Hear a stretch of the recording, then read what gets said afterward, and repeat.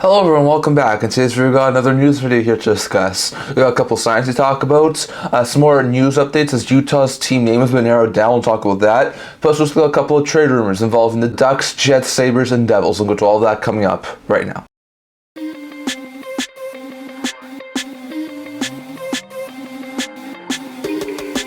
Hello everyone, welcome back to another video here at the Internet Hockey Channel. Before we get into this video, don't forget to like this video and subscribe down below. Thank you all for your support and able to help you guys. So if you haven't already, don't forget to subscribe button down below. And don't forget to leave a comment down in the comment section below so someone else goes into this video. As usual, I'm going to start this video off by discussing some signings from over the past couple days. As we talked about, still no game reviews to talk about today, and that does bring me to the next point. Quick channel update here. I am going to be gone on Saturday. I might, not sure if I will or not yet at this point in time, but I might do a couple of pre-recorded videos over Friday, Saturday, Sunday. But there is not going to be any regularly scheduled news video on Saturday, so just stay tuned for that. But I might have a couple of pre-recorded videos to post over that time frame, so stay tuned for that. But going over to a quick signing update here to start this video off though. So first, we have 4 signings to talk about from over the past couple of days. Lots of interesting ones, so look at all of those here. First, the Montreal Canadiens signed goaltending prospect Hughes, who was a undrafted player, to a 1-year ELC with AV of $775,000. That's a 2-way deal. That'll be for the next year. Now, Hughes has been playing over in the National League, put up a 2.31 GAA and a 907 save percentage last year in 36 games. This year, 19 games, and a 1.73 GAA and a 940 save percentage. So he looked fantastic. A little bit less games this year, but it looked great. I think Hughes eventually could be a solid maybe backup, but for the time being, I think he'll probably be a third stringer. So it's a pretty good sign there for Canadians to get some more added goalie depth. Don't think he'll take out Montembeault or Primo from their goaltending system, but that's a pretty good sign there for Montreal. Then the LA Kings send left winger / center Andre Lee, who was a 2019 7th round pick, to 1-year contract extension with AV of $775,000 that'll be going to start next year. Lee has been playing the past couple of years over in the AHL. Last year at 6 goals, 9 points in 58 AHL games. This past year at 8 goals and 13 points in 36 AHL games. Looks fantastic. So I think this is a pretty good sign there for LA. It's not a huge signing by any means. Lee is still probably an AHL player next year, but this is a pretty good sign there for the LA Kings to get another depth player added. Then they also signed one of their top end prospects who could maybe be a forward next year, and that's center prospect Akil Thomas, who was a second round pick in the 2018 draft. He gets a 2-year ELC with AV of $775,000 that'll be going to start next year. Thomas has been mostly AHL player over the past couple of years. Last year played in 13 AHL games, put up 5 goals and 8 points. This year, in 64 AHL games, put up 22 goals and 46 points. Also got 3 goals and 8 assists, 4 points in 7 NHL games. So like I said, eventually I think he could be a solid third-line center for this LA Kings team, and he's looked pretty good over the past couple of years in the system. So I think eventually Thomas should be a very good bottom 6, maybe even middle 6 forward there for Kings. That's a pretty good sign there for LA. And then the Bolts have signed left shot defenseman Carlile, who's an undrafted player, to a 2-year contract extension with AV of $775,000 that will be going to start next year. Now, Carlile, just like Thomas, has been mostly an AHL player the past couple of years. Last year, Carlile had 8 goals and 24 points in 69 AHL games. This year had 7 goals and 27 points in 61 AHL games. So looks like a pretty good player. Also got into 1 NHL game, was a +1, put up no points. So looks like he could eventually be a solid player there in Tampa. And I think this is a pretty good sign there for the Bolts to get another depth defenseman signed for the next couple of years. So some pretty good signs from our past couple of days. The Canadians add some more goalie depth by signing Hughes. The Kings extend both Andre Lee and Akil Thomas to new deals. Lee on a 1-year deal, Thomas on a 2-year deal. And then Carlile, who's a decent depth defenseman in Tampa, also gets an extension by Tampa. So some interesting signs from our past couple of days. Next, going over to Utah. Now, we talked about this, I think it was a couple of days ago, maybe a week ago, about how it sounded like Utah had their names listed down, and there was going to be a couple of names going to be in the next round of voting for what the team name is going to be. Well, they have officially announced it. So there are 6 names that the team wound up putting out that is going to potentially be the team name of the team. Now, there's Utah Blizzard, Utah Hockey Club, Utah Outlaws, Utah Mammoth, Utah Yeti, and Utah Venom were the 6 finalists after 520,000 people voted on the first 20-something names. I think it was 21 or 22 names of the team. So that was really good to see the second process go. They put out a link to it on X. You guys can go check it out. I'd love for you guys to vote on it. see what your opinion is. But they did release the Twitter kept on saying that once again, only going to have Utah for this upcoming season, going to debut everything else in the 25-26 season. I wouldn't be overly surprised if the logo was debuted maybe a little bit earlier than the beginning of next year, but I do think that they will have the jerseys and the mascot and everything next year for the franchise, so I don't think it's overly surprising, but it does sound that the team name will be happening in the not distant future. They're going to be running this poll, which fans can vote on, like I said, from today, which is June 8th, to June 20th, so they're going to have a vote over the next 12 days. Fans can vote on it. I've seen a lot of people say of these remaining options that Yeti seems to be the consensus one that everyone should be choosing from what everyone's saying on X on the comments. In my opinion, I don't think Blizzard is the best of these options. I think it's probably 5th. Hockey Club is 6th. It's the worst possibility of all these ones. It sounds boring. Sounds like a soccer name. But for the time being, it sounds like Hockey Club will be the team's inaugural name before it goes to Utah whatever for the 25-26 season, but I don't expect Hockey Club to wind up making it out of this next round. Then you also have the 4 that I think are most interesting. You have the Outlaws, which apparently a lot of people have liked. A lot of really good ways you can make that logo work, so I think that's a really good option. You got Mammoth. I've seen a lot of people, it seems like Yeti is the consensus one that everyone likes, but second seems to be the Mammoth. That's the one a lot of people like. Personally, I like Mammoth as well. It's my second favorite one of these 6 options, so I would really love to see the Mammoth get in if the Yeti don't. Yeti seems to be consensus number 1 overall. I think 85% of people who are on Twitter or X seem to like the Yeti, so I think there's a very likely chance the Yeti winds up being the team name. Not saying it's a guarantee, but it does seem like it's a very likely possibility. On top of that, you have the Venom. Venom, I think, could work really well with a B logo or something like that. So it's not the greatest of names, and I wouldn't say it's the best, but if you put a nice B logo around it and made it sort of like bee themed, given the fact it's the Beehive State, I could definitely run with that. So that's sort of what we're going with right now. There's the Blizzard, Hockey Club, Yeti, Mammoth, Outlaws, and Venom as a potential team name for the Utah franchise. And it sounds like at some point later on in the summer, at some point, probably my guess would be, given the fact it's done in June, my guess would be some point in July would be my guess, maybe August.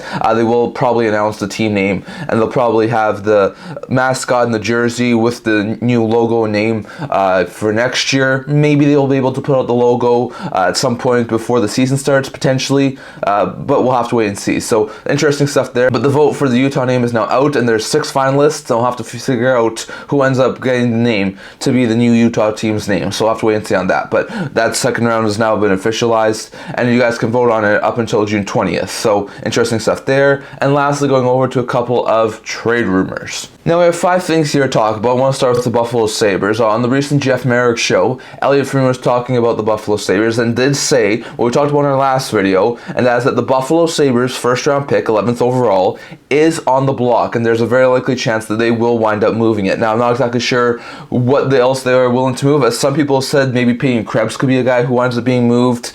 Some people have said maybe they'd be willing to move a prospect or 2. Apparently, according to Elliotte Friedman, the Sabres team knows that this team needs to win as early as next year, or there's a very likely chance that some of that front staff, including Kevin Adams, who's the GM, is maybe gone. So there's a very likely chance that we see Buffalo make a major move and maybe even move the 11th overall pick. Not exactly sure who they go after with the 11th overall pick. Could they give it to NYI for Nelson? Could they give it to Winnipeg for Ehlers?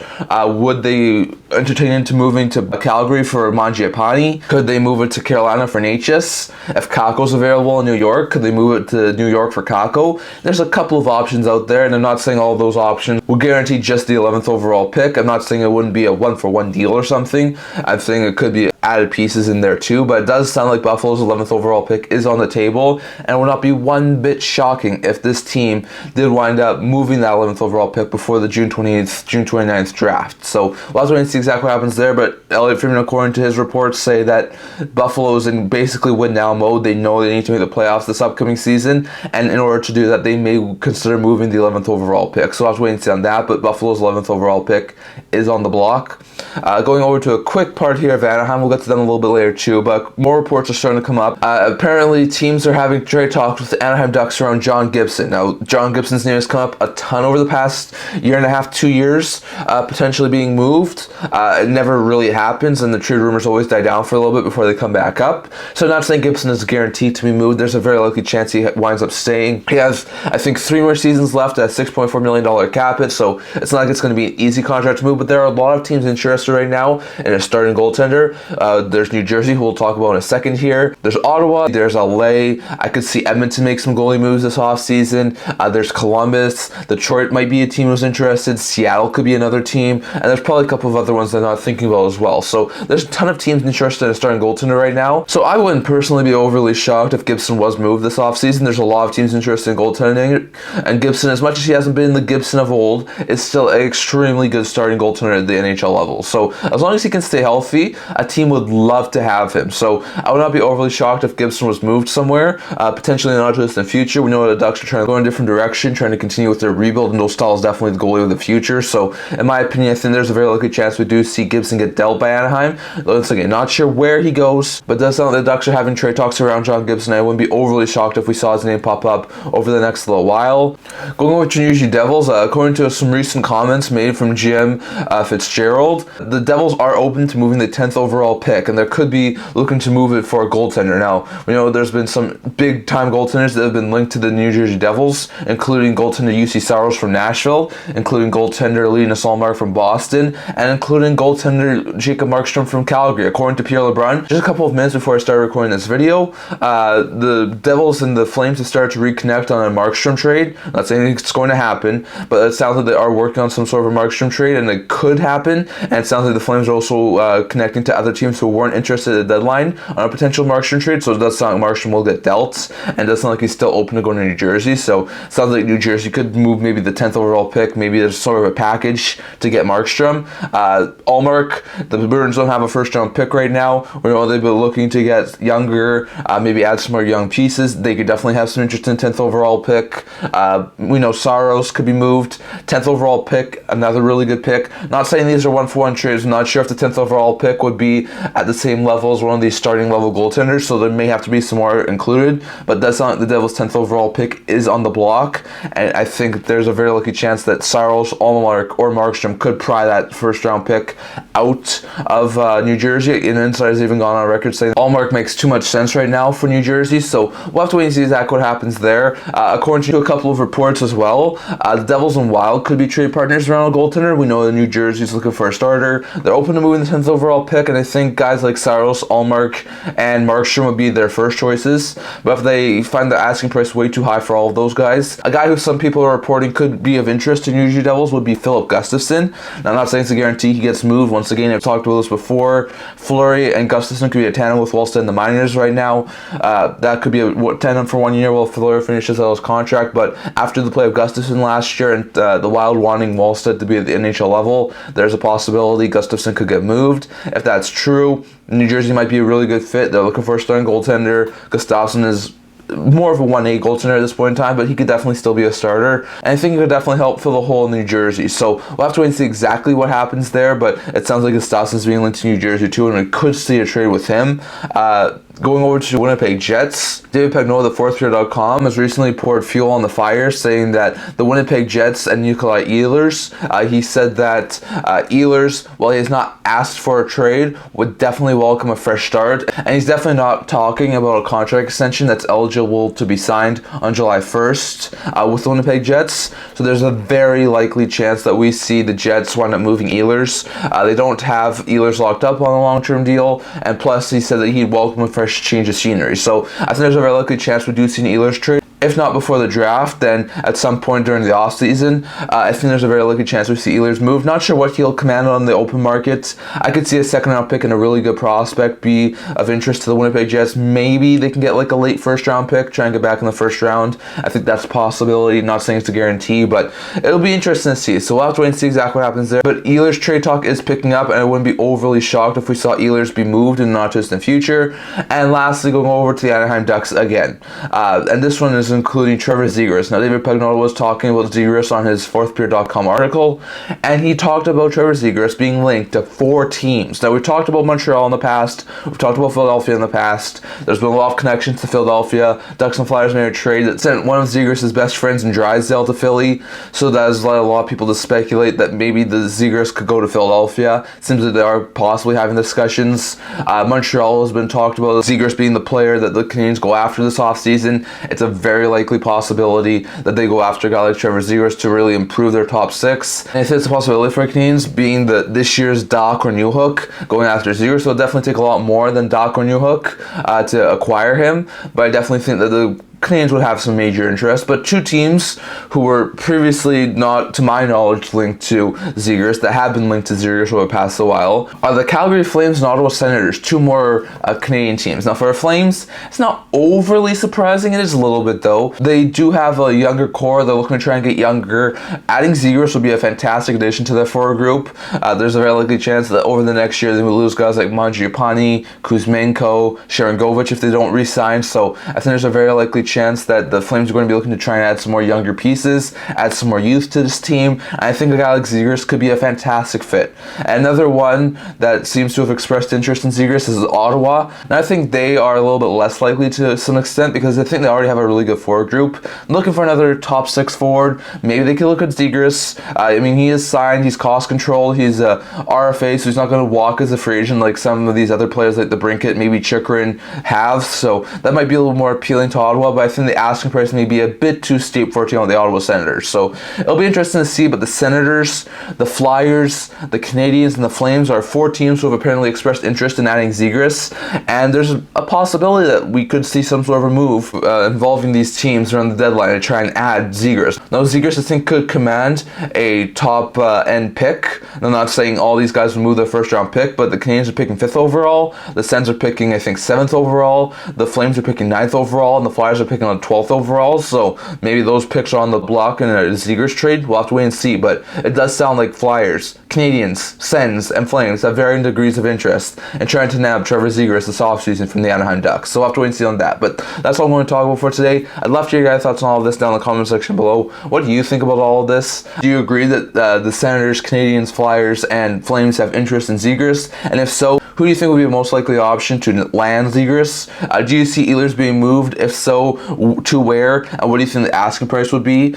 Do you see the Devils adding goaltender? Could they move the 10th overall pick to do so? And if so, who they go after? Gustavsson? Or someone a little bit bigger like a Saros, Allmark, or Markstrom? Definitely have to get your thoughts on that. Do you see the Ducks moving Gibson? And if so, what do you think the asking price would be? And what do you think would be the best fit for him? And what about the Buffalo Sabres? Are they going to move the 11th overall pick? And if so, where does it go? Definitely have to get your thoughts on all of that. Plus the Utah team name fan vote, which you guys can vote for, and the signings from over the past couple days. Definitely have to get your thoughts on all of that down in the comment section below. So I'm going to talk about for today. Remember to like this video. If you're to subscribe down below. Thank you all for your support and able to with all of you guys. So if you haven't already, don't forget to subscribe button down below. Don't forget to leave a comment down in the comment section below so we can all discuss today's video. Also a blog talking about news, rumors, analysis, stuff like that. So check that out. Leave a link in the description below. And I can't wait to see you guys all for next video. See you guys soon.